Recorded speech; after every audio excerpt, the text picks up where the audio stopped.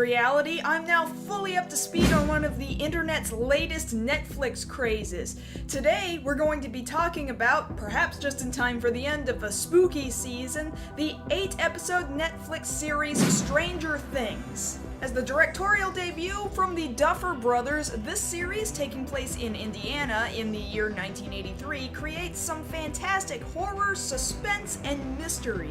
It's difficult for me to tell my audience precisely what the series is about and avoid spoiling all the well-paced unveilings the series has hidden throughout each episode. At its most basic beginnings, we see a lab with a scientist trying to run away from something, maybe some kind of monster. He clearly doesn't make it. We cut to 4 children who will be our primary lead characters: Mike, Dustin, Lucas, and Will. We know it's 1983 for sure because the kids are playing an early edition of Dungeons & Dragons. Will, your action! I don't know. Fireball him! I'd have to roll a 13 or higher. Too risky. Cast a protection spell. Don't be a pussy. Fireball him. Cast protection. In fact, D&D will play a large role in how these kids understand the circumstances of the events happening all around them in the following episodes. As Will leaves Mike's house to go home for the night, he's chased by a monster that the camera never really gets a very good look at. From that point on, Will is missing and the whole town is in a frenzy looking for him. It's the next day when Will's friends are told by the local sheriff not to try to go out looking for him, which of course is exactly what they do.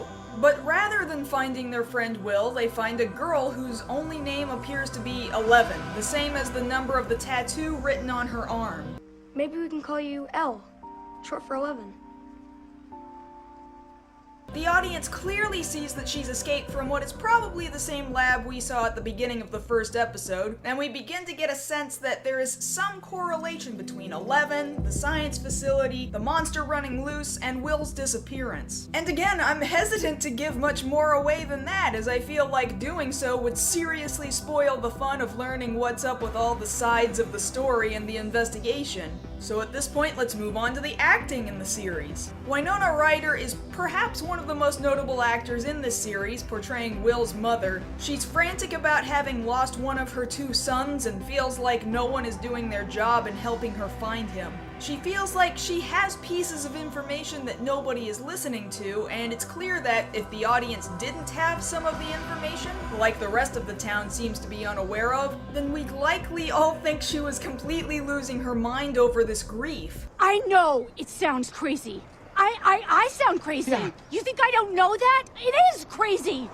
But I heard him, Jonathan. He talked to me. The duality of being a high-strung mother, but one that's probably not as crazy as she appears, is portrayed with fantastic believability. Police Chief Jim Hopper, portrayed by David Harbour, starts as a skeptic that you initially think might be someone you'll love to hate, but he slowly begins to learn things for himself that make him believe that some seriously crazy stuff is actually happening in this town. What are you thinking? I don't know. But they're lying. Not only that, but he's given depth and backstory that will make you grow attached to him and sometimes even leave you rooting for him.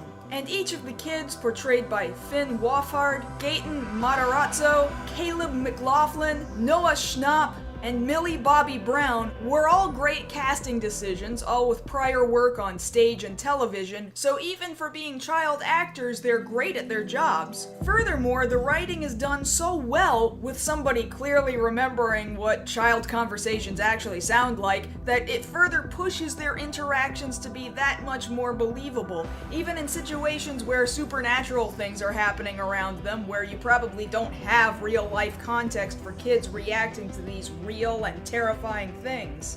Do you even understand how a compass works? Do you see a battery pack on this? No. No, you don't, because it doesn't need one. And all the rest of the assisting cast, Will's brother, Mike's sister, her parents, her boyfriend, all of her associated friends, none of them are anything I would have pointed at and said, you're the weak link in this series. Everybody pulls their weight really well to tell this story. On top of that, the writing, the atmosphere, the cinematography, and the soundtrack all pull the narrative together wonderfully. Before I'd sat down with this series, I'd had so many people try to tell me that this looked and felt like it was actually filmed in the 80s. To that, I'll have to disagree, but not because it's bad.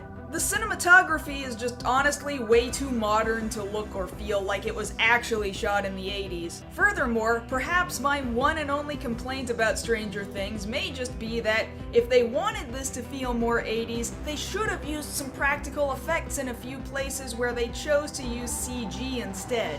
Some CG enhancements to practical effects would have been fine. Like, I can somewhat understand using After Effects to create this dusty atmosphere that you'll sometimes see characters walk through, but in places where you finally see the creature that you know is somewhere on the loose, you'll have to take my word for it, it looks really jarring against its realistic background. Or occasionally, there's a wall of weird, otherworldly goop that people sometimes have to interact with, and it's all CG, when I feel like that had to have been one of the easiest things they could have made a practical effect out of. And that's just sort of disappointing, where there are multiple instances referencing John Carpenter's The Thing, well known for its breathtakingly disturbing practical effects, and they never even come close to using anything like it. They even reference how the horrific effects in The Thing were made, and yet this production never goes there. Hey, you know how they did that? You know what that is? What? Melted plastic and microwave bubblegum. No way. Really? Really?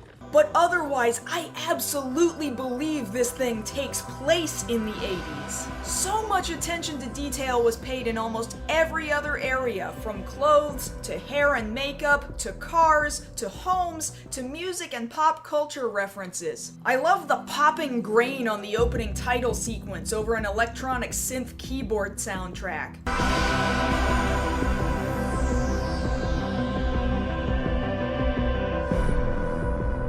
I wish the grain filter was put on the whole series, but at least that creepy 80s horror action synth remains the purveying soundtrack throughout each episode. Perhaps the only things that took me out of how 80s this series is are things like the local schools having flat-nosed school buses, cause I mean, maybe it was just my school district, but I never saw a flat-nosed school bus until the early 2000s, and the fact that nobody's parents were freaking out that their children were playing Dungeons and Dragons in a time where D&D was at its all-time paranoia peak. But then again, maybe that just goes to show what horribly inattentive parents Mike, Nancy, and their little sister Holly have, because as time goes on, they prove to be horrifically unaware of their children's activities. But otherwise, all the best callbacks are there, with plenty of brilliant references and even a number of well-timed laughs to break up the dreariness of everything. It's 10 o'clock on Saturday. Why don't we pick this Do up you know on... anything about sensory deprivation tanks? Specifically how to build one? Sensory deprivation? What is this for? Fun? There's moments where I could swear that they dressed up the little sister to look like the girl from Poltergeist on purpose, and even references made to a very real Project MK Ultra, in which our US government did in fact use mind-altering drugs in human experimentation for decades, trying to see if we could accomplish supernatural crap. A horrifying reality of our government that gives an extra layer of reality to a story that would otherwise sound so unrealistic and science fiction. Any little nitpicks I mentioned earlier hardly affect the outcome of the impact that Stranger Things had on me. I thoroughly enjoyed it, and I'm itching to see more as soon as it's available. 8 episodes was certainly enough to tell an arc, but leaves things open-ended enough for more to get made. And thankfully to anyone else hooked on the series, Season 2 has been confirmed with 9 episodes and will be released to Netflix in 2017. Even with the Halloween season ending right now, that doesn't matter. The season was released over the summer, which shows that spooky supernatural stories can be watched and marathoned at any time during the year. I personally marathoned the whole thing straight, as I know many others did, and if sci-fi suspense is something you're interested in, you might find yourself marathoning this series too. That's another request review down, so what else can I talk about for you? Sign up at patreon.com/MarsGirl to get your own request review of a TV show, movie, or video game. Thanks so much, everybody. I'll be seeing you guys next time.